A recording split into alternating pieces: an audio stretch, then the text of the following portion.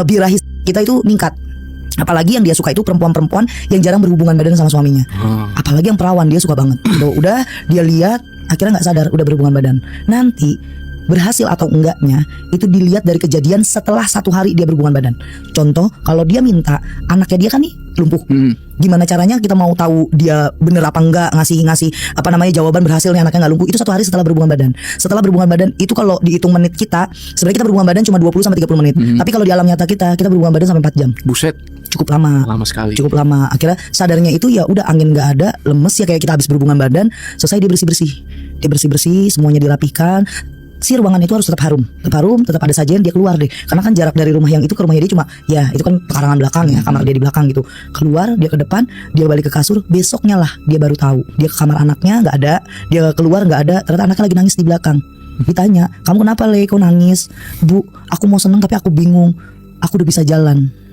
Berarti berhasil. Nah, kalau kita bilang cara kerjanya gimana, Ri? Kok dia bisa berhasil? Saat dia tidur, ya iblis itu kasih hadiah ke anak itu. Diusap sesuai dengan request kita mintanya apa, dielus bener udah selesai gitu. Tapi kalau yang lain-lainnya itu ada kejadian-kejadiannya Jo, kayak misalnya anaknya nih yang cacat, gimana cara nyembuhnya, ya itu ada ritualnya, jadi dipakai ritual. Tapi yang satu ini karena kepuasan iblis sama si perempuan ini terlalu besar, gimana sih namanya pertama kali ngelakuin ritual kan lagi semangat-semangatnya, lagi enak-enaknya, lagi kepo-keponya gimana sih, terus mau kasih yang terbaik. Nah, ritual kedua ini ada hasratnya besar, tapi mempertanyakan yang mana dulu nih yang dikasih sama dia, kaya dulu kah atau gue dapet anak gua sembuh lagi, karena kan anaknya dia 2 nih yang cacat. Kita nggak bisa milih ya? Enggak. Mereka yang tergantung iblis itu aja. Iya.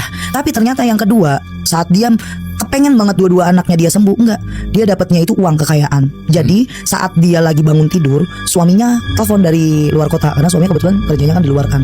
Telepon, "Bu, nanti tak kirim uang buat biaya anak." Terus diceritain lah, "Masa sih dia sembuh gitu kan?" "Iya udah sembuh." "Nggak tahu, aku juga tiba-tiba bangun sembuh." "Oh berarti terapi kemarin berhasil." Karena suami belum tahu nih tentang kejadian ini.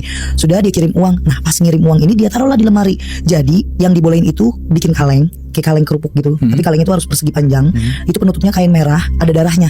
Kainnya itu udah dicipratin darah. Nah uang yang pemberian suami atau pemberian orang atau kita jualan, taruh di situ. Nanti akan ganda. Itu perjanjian dari mereka begitu. Akhirnya benar dia taruh uang dari suaminya kiriman. Besok malamnya dia berhubungan badan untuk meminta anaknya. Ya yang berhasil uangnya, duitnya. Sebenarnya gini Jo, kalau untuk satu ritual kita lakuin itu di awal itu berturut-turut setiap malam Jumat. Tapi setelah semua permintaan, biasanya permintaan itu kan 4. Kan nggak mungkin setelah 4 permintaan kita selesai gitu aja. Nah itu dia. Ya kan? Karena apa? Kalau kita menyudahi itu semua ada kutukan.